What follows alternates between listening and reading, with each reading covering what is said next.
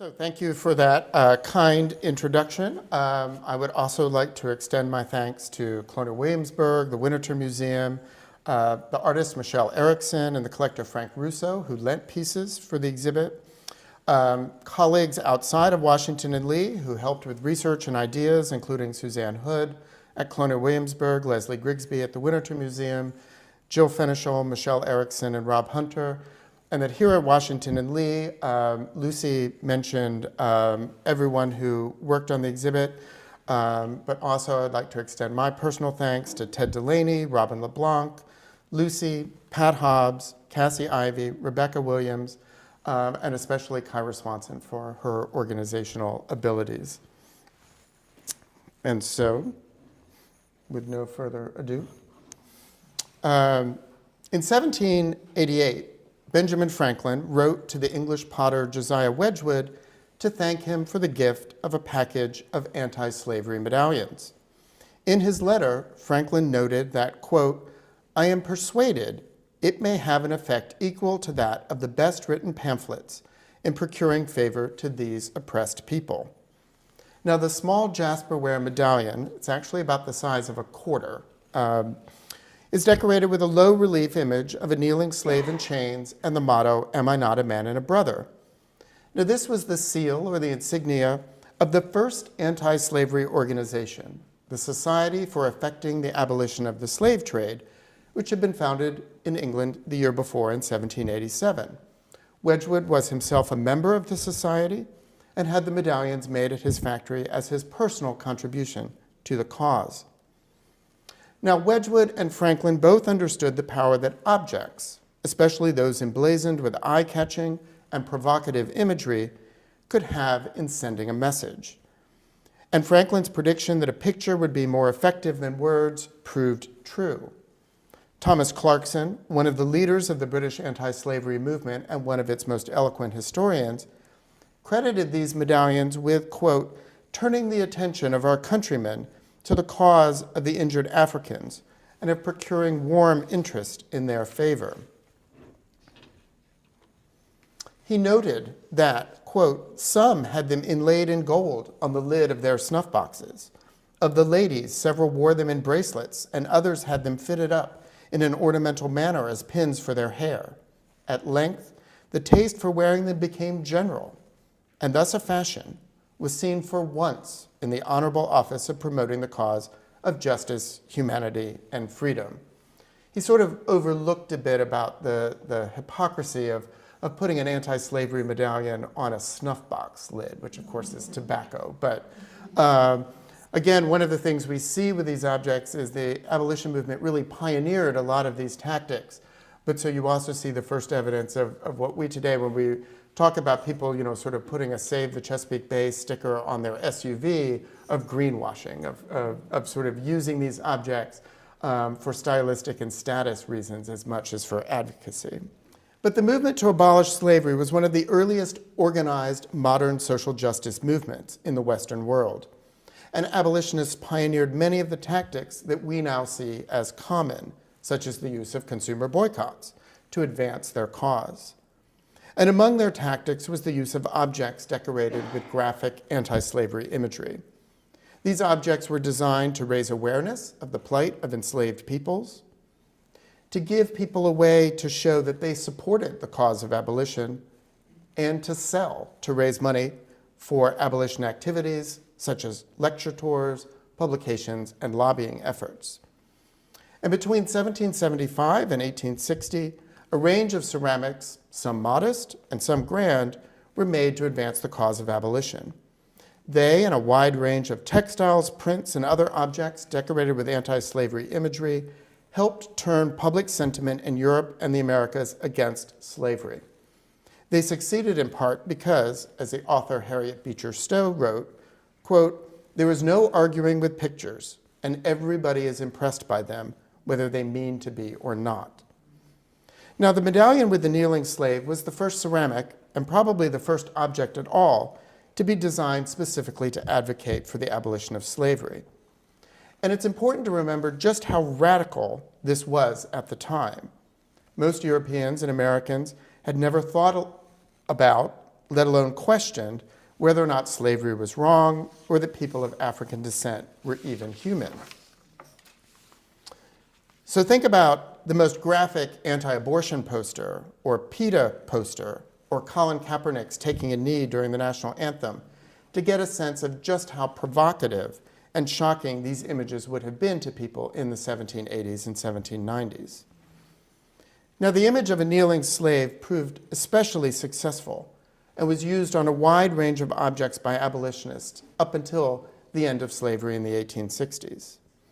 Things like this money box, which was used in a home or a church or a shop to raise money, with its message of shared humanity between people of African descent and people of European descent, and its active design that engaged the viewer with a question: am I not a man and a brother?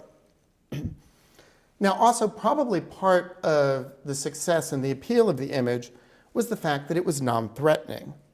It shows enslaved Africans as basically powerless, begging, literally on their knees, for freedom. It does not demonstrate African American agency, such as the many individuals who ran away or otherwise resisted slavery, or those who worked as leaders in the abolition movement, such as Frederick Douglass or Sojourner Truth. The medallions and most of the objects in the exhibit, or probably all of the objects in the exhibit, were made by white people for white people. And while white abolitionists thought that slavery was wrong, all but a few believed the stereotypes that people of African descent were inferior to those of European descent, and that they needed white people to help them gain their freedom. So the figure of the kneeling slave appeared on ceramics well into the 19th century, such as with this cup and saucer that were part of a tea set, is but one example. Now, that this image appears so often on tea sets is not coincidental. Drinking tea was an important social ritual in the 1700s and 1800s, and the tea table, around which people gathered for companionship and conversation, was seen as an opportunity for voicing anti-slavery sentiments. A wide range of teawares were made with anti-slavery imagery, and one early anti-slavery poem was even titled The Negro's Complaint, a subject of conversation and reflection for the tea table. Abolition impacted not just conversations that could be had around the tea table, but the products that appeared on the table itself, namely sugar. The vast majority of sugar consumed in Europe and the Americas came from slave-run plantations in the Caribbean and South and Central America. This sugar bowl proudly boasts that it contains East India sugar, not made by slaves, and goes on to note that, quote, by 6 families using East Indian instead of West Indian sugar, 1 slave less is required. Now, the East Indies would be modern-day Indonesia and Southeast Asia, where sugar was produced by an ostensibly free population, though the conditions were hardly ideal. The West Indies would be what we consider the Caribbean today. Now, this sugar bowl is a product of the free produce movement, which was an effort by mostly white Quaker and free black abolitionists to encourage consumers to boycott slave-made goods and instead purchase products made by free labor. An early example of consumer activism, the free produce movement pioneered the boycott, which encouraged the purchase of ethically produced products rather than simply boycotting those that they did not approve of. The free produce movement also is the first, we think, to pioneer the use of labeling ethically produced products. So free trade coffee is a direct descendant of this. However, Wendell Garrison, the son of the famed abolitionist William Lloyd Garrison, described the difficulties the movement faced and that consumer boycotts continue to face today when he wrote of his family's sugar bowl, quote, whose rim bore the delusive legend, East India sugar not made by slaves. So obviously looked almost like this one. Alas, he went on to write, they had forgotten to send the sugar to make good the profession. And we ate from the pretty bowl whatever Cuban or Louisianian sweetness a large household and moderate income could compromise upon. So the free produce movement was actually not terribly successful, except in that setting essentially the example for all future boycotts and boycott movements. Now, tea drinking was an activity that was especially associated with women, and women were also especially active in the abolition movement.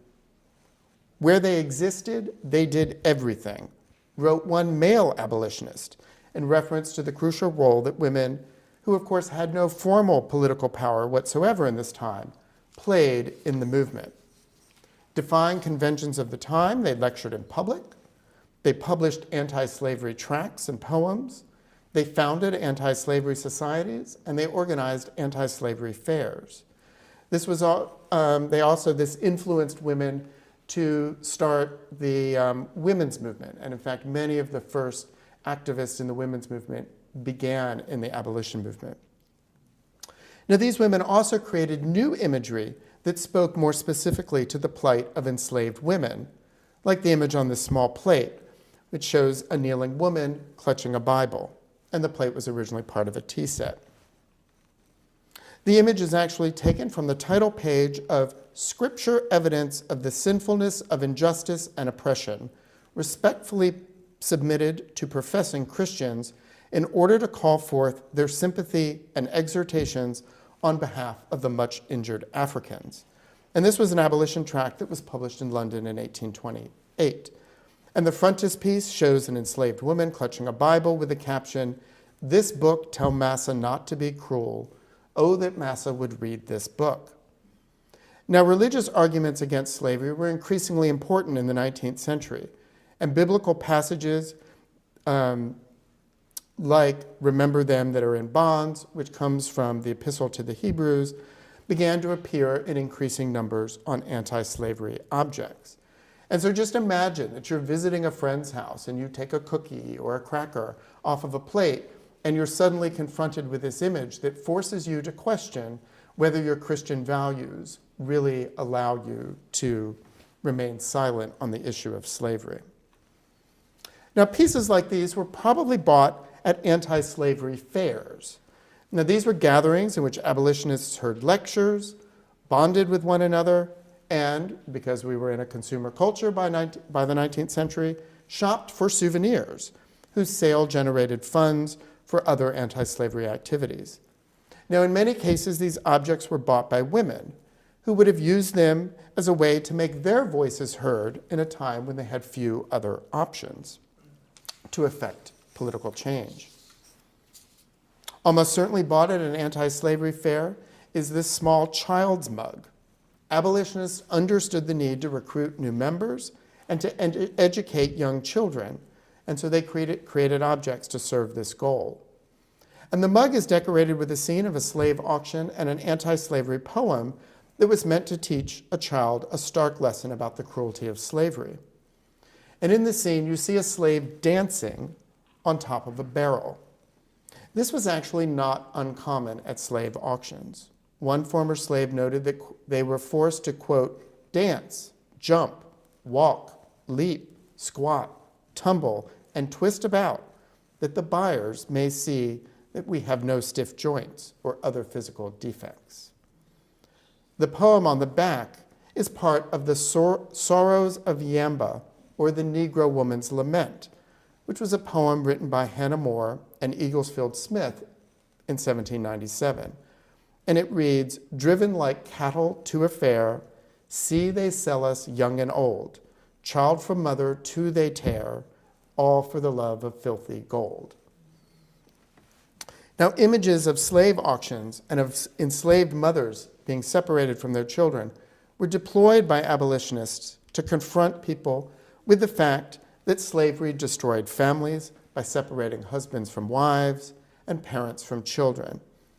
And so it's probably no accident that this plate, which was made to celebrate the end of slavery in the British Empire, which happened in 1838, is decorated with a scene of a family of newly freed, probably people in the Caribbean, celebrating outside their home. Now, in 1852, Harriet Beecher Stowe published Uncle Tom's Cabin. It was one of the most influential attacks on slavery ever written, and was one of the best-selling American novels of the 19th century. And it's been said that in the mid-19th century, it was outsold in the United States only by the Bible. Its illustrations of the cruelty of slavery and of the humanity of enslaved African Americans was one of many factors that helped turn American opinion in favor of abolition. According to the African American abolitionist Frederick Douglass, it, quote, rekindled the slumbering embers of anti-slavery zeal into active flame. And Abraham Lincoln, upon meeting Stowe during the Civil War, supposedly said, "So you are the little lady that started this big war." Now, while that story is almost certainly apocryphal, it suggests just how significant the novel was. Now, Uncle Tom's Cabin, in addition to itself, generated an outpouring of books, plays, sheet music, prints, and objects. As an article in the abolitionist newspaper The Liberator reported, quote, "It should be noted, among other favorable signs of the times, that artists of all grades now find it not only a congenial, but also a remunerative work to represent the creations of Mrs. Stowe's genius in pictures and statues. They have an established market value, and that people of wealth and taste now begin to seek such works as to ornament their parlors and chambers." Now, among the pieces decorating the parlors and chambers of people of wealth and taste were vases like these. And they stand about 2 feet tall, so these are not modest little objects, like the child's mug or the teacup and saucer. They were made in France, in Limoges, quite possibly by Havilands, and were probably decorated in New York. And they depict 2 of the key moments in the novel. The vase on the right shows Tom being draped in garlands of flowers by his owner's daughter, Eva, capturing a moment of interracial friendship and reflecting Tom's humanity and his Christ-like nature. The vase on the left shows Eliza carrying her son Harry, leaping from ice floe to ice floe as she escapes over the frozen Ohio River to freedom.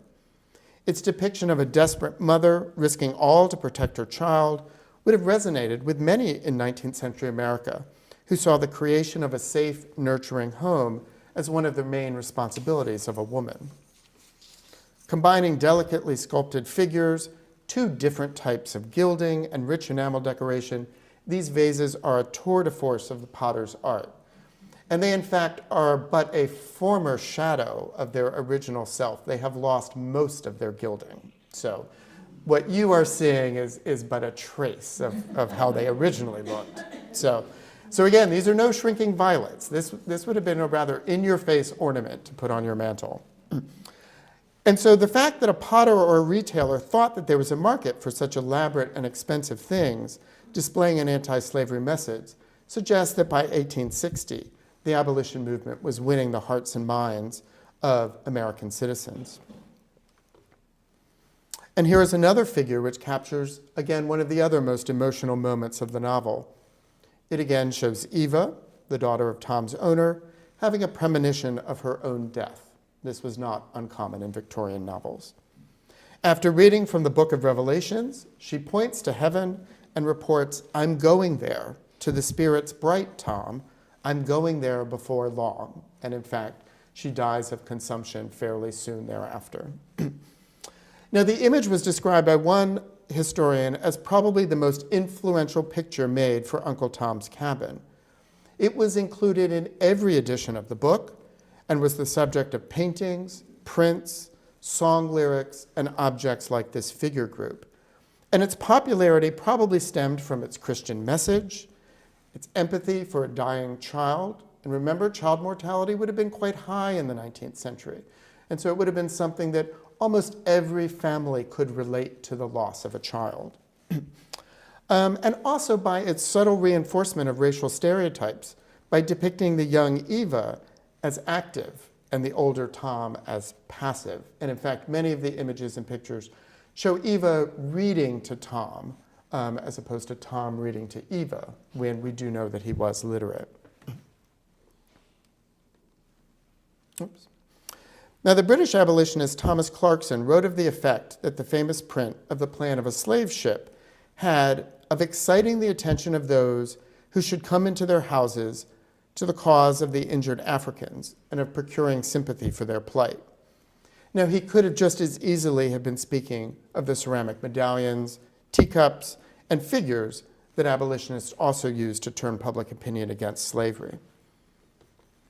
And so, not to be mistaken for merely quaint antiques, these objects are evidence of how the abolition movement pioneered the use of objects and imagery to protest injustice and to advocate for change. They are the forerunners of our modern yard signs, T-shirts, and stickers that adorn our laptops and water bottles today.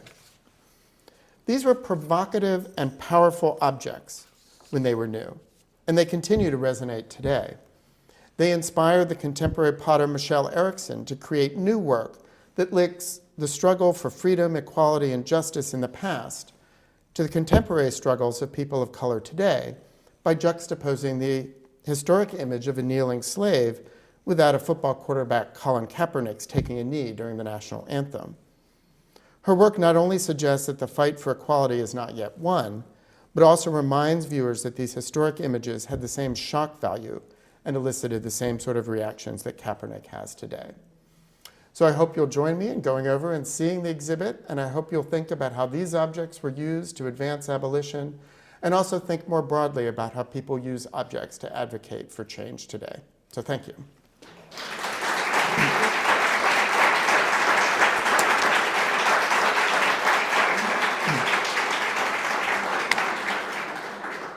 And we can all head over now, but if anyone has any questions, I'll be glad to try to answer them. Yes? So I wanted to ask, is there that's like the abolition trademark, is there a suffrage trademark? That's a great question, and not one that's so well-known and so kind of singular. The suffrage movement used a variety of different images and objects, but probably the one that resonated the most was the use of white. And they wore white dresses, white uniforms, and especially later in the 19th and early 20th century, which was probably when that use of white became, something that they especially did. There is some evidence that they consciously did that because that would show up well in black and white photos and would be especially kind of noticeable then. And that is something that has continued. You saw Hillary Clinton wearing white while she was running for president. You saw the Democratic Women of Congress wearing white for the recent State of the Union address, and that was not accidental. And that was meant, to reference the suffrage movement. So, yes. Yes. Do you know if there is any research that connects these images of kneeling to ancient practices of supplication, which would have preceded, entreaties for justice or mercy? So I haven't seen anyone talk about that, and we don't have any evidence that I know of from the period. But certainly when you look at this, so this was a cameo that Wedgwood created, and Wedgwood, in the 18th century, the Wedgwood Company designed and produced several thousand different cameos. And these were inspired by ancient Greek and Roman coins and ancient Greek and Roman cameos. And so there was a lot of classical allusions. And so again, one of the sort of subtle messages that the Wedgwood medallions is sending is that this is a subject as serious as any other that would be depicted. And again, the figure, and so there's that kind of classical antecedent. The figure of a kneeling supplicant is also, kind of this long-running sort of image that is going to bring to mind, both Christian symbolism and then, also sort of begging for something. So I think it was in their minds when they designed it, but we don't have any. They unfortunately We don't know actually who designed the medallion. There's some talk that Wedgwood himself may have had a hand in it. But whoever it was a great graphic designer, and they created an image that has remained current. Yes, Michael in the back. Ron, did they also distribute stamps that people could use for their sealing wax at the same time? Yes, and so this and so many of this particular Wedgwood medallion is in relief, and so it's meant to be used, as an ornament, but also probably contemporaneously, or certainly within a few years, you're getting seals for sealing letters. You're getting other forms of jewelry. You're getting handkerchiefs. You're getting needlework. This shows up on all sorts of things. So, were the seals made by Wedgwood? Wedgwood did not produce seals, but there are a number of different glass seals that suggest that there were a number of different manufacturers who were producing them. And so, again, this is something that with this idea of the image is going to be everywhere. So you're using it to seal your letter, and so your letter goes out, and now anyone receiving your letter knows that you personally support abolition, and you are confronted as you pick up this letter with, oh, what is this about? So, yes? You mentioned the support of Colonial Williamsburg. What's in Virginia? Do you see much of this in Virginia? You wouldn't expect a lot, but... Well, so, that's a good question. We don't know, very few of these objects have any known histories. So unfortunately, we don't know who originally owned any of these. We don't know who Franklin gave the medallions away to. We don't know who bought the big vases. They don't have a history. So I think it's quite possible these could have been in Virginia in the 1780s, 1790s, when sentiment in the South had not yet hardened to be so anti-abolitionist. But one of the more famous and more successful abolitionists, I'm blanking on her first name, her last name is Grimke, and actually there were two sisters. They were from South Carolina. So Sarah, so there certainly were Southern abolitionists. But unfortunately, we don't know who used these objects. So if you ever find any, let us know. We do have, there are some needleworks that are signed, and so we therefore could, find out who made them. And this image was also international. So these objects could have been sold to Americans. They could have been sold to people in Great Britain. And I was just in the Netherlands, and the Rijksmuseum has a cup and saucer that were made in England, and they have "Am I Not a Man and a Brother" written in Dutch, printed on it, and so was serving the same purpose there. And so we also know of objects that are made in France to support abolition there as well. So it was an international movement. Ron, you showed an image of an engraving that illustrated Uncle Tom's Cabin. Yes. And you spoke about the vast popularity of that book. I'm curious if that illustration was sold separately, or if one could only see the image if one purchased the book. So the images I showed are actually from our copy in Special Collections, which is a first edition of the English edition. And within months, if not within the year, there started to be essentially plagiarized versions of either prints that were sold singly, of kind of abbreviated versions of Uncle Tom's Cabin. And so I think it was George Cruikshank did these, and this was the first illustrated edition. The American edition, I believe, was not illustrated. And so these images basically, Cruikshank sort of sets what they look like, and then other people copy them. And so they appear in a wide range of, pirated versions of the book, standalone prints, all of these sort of abbreviated short stories.